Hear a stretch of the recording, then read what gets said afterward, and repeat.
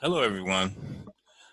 My name is Keith Williams. I'm Gregory's younger brother, and I'd like to welcome you. I've written some things about my older brother. I call it an epitaph of Gregory Chester Williams. Here it is. In the year of 1949, on September the 17th, Gregory Chester Williams became the firstborn son that was generated from the marriage between James Michael Williams and Gladys Viola Martin. And he became the newest addition to the family unit, which it's consisted of James and Gladys, his two older step siblings, Randy and Dolores Abbott.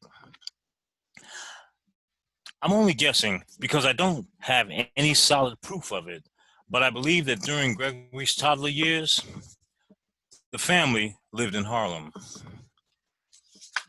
The fact that our mother gave birth to him in Harlem Hospital gives me my first reason to believe that the family was living in central Harlem, for Harlem Hospital was most likely the one closest to the home where they lived.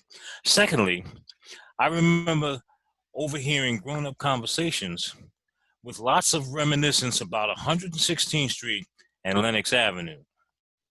My third reason for thinking that our family must have moved away from their first residence when Gregory was born and that he spent his childhood years there is because the housing projects, the Baruch projects, where I remember growing up with him, and it had not been built until 1953.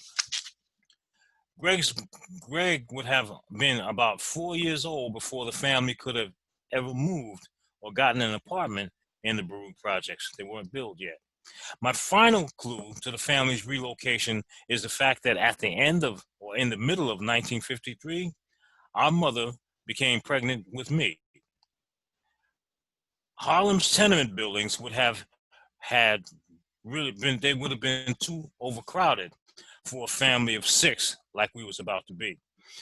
So it stands to reason that New York City's Housing Commission would have readily accepted our family and rented us a 3-bedroom apartment in the second freshly built project building of Baruch houses.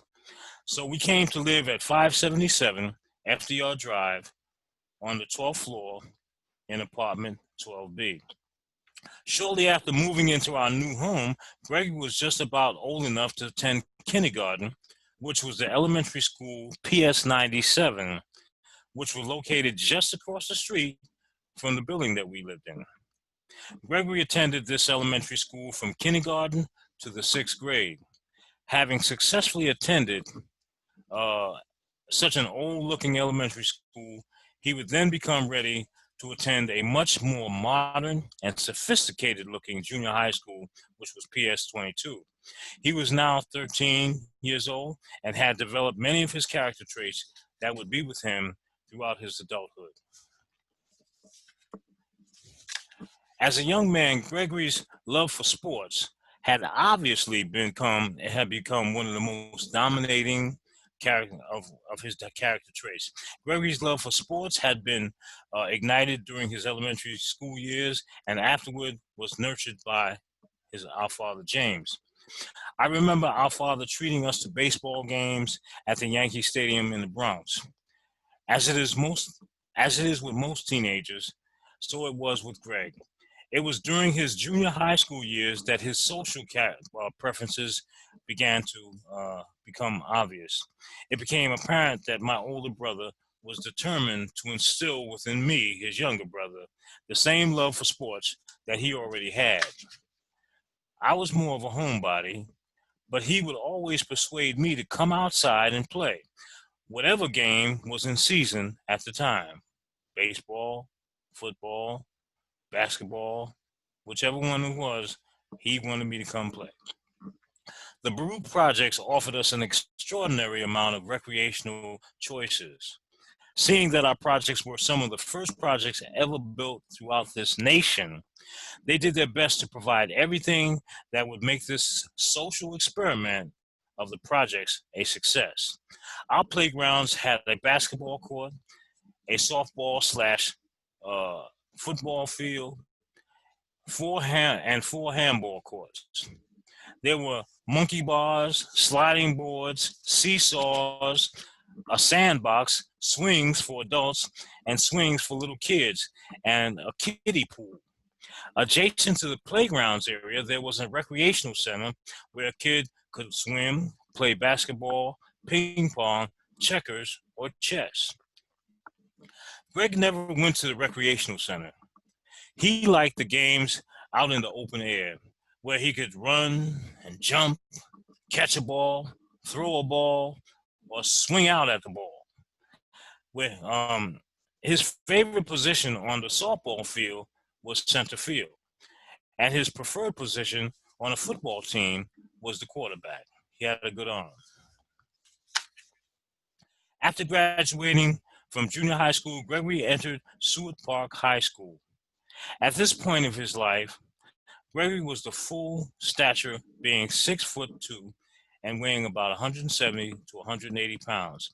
He was obviously an athlete, but he found that high school academics could be a bit challenging.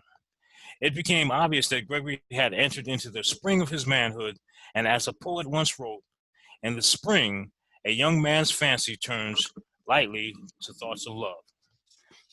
Throughout his high school years, although Gregory went out on dates, there was only one young lady that seemed to have captured his heart. I can remember her family name. I can't remember her family name, but I'll never forget that her first name was Sarah. Sarah was a black Jew. Her family were black Jews. Her family attended a synagogue on Saturdays, and they only ate kosher foods. This was Gregory's first serious romantic relationship, and this was also one of the first times that I had ever seen my older brother personally affected by a religion. Gregory's relationship with Sarah continued throughout his high school years, but ended sometime before or after his graduation from high school. I'm not sure when their relationship ended precisely, but I vaguely remember that Sarah and her family probably moved away, and she disappeared from my brother's life for good. As usual, Greg's summer days were dominated by playing softball, but he also was planning to continue his education.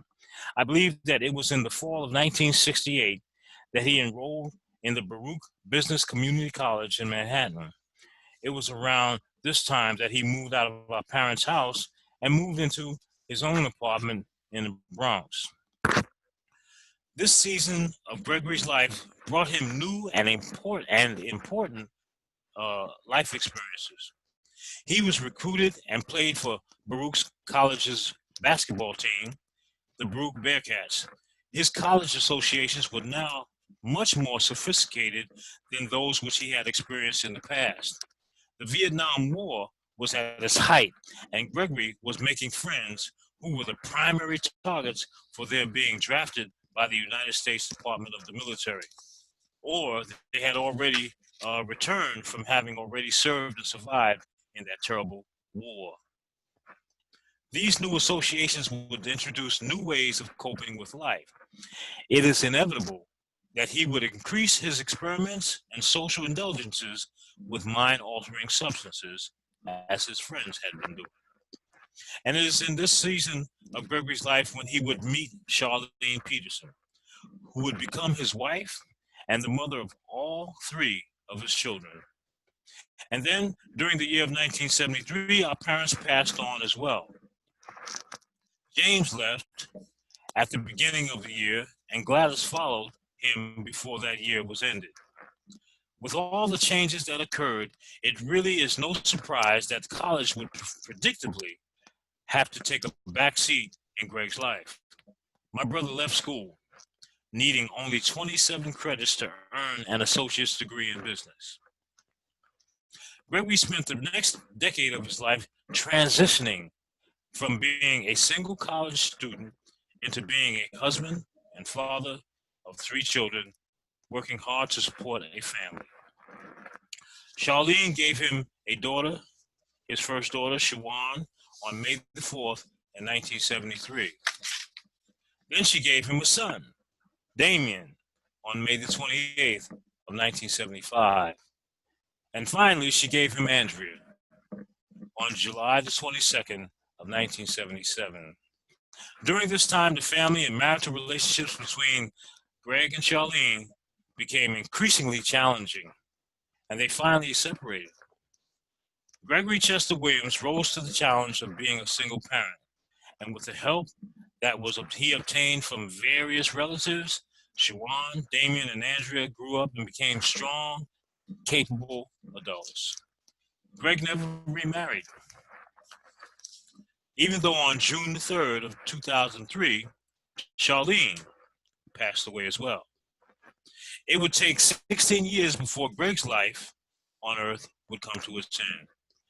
As his younger brother, I can only bid him farewell. Throughout life, he has always went before me.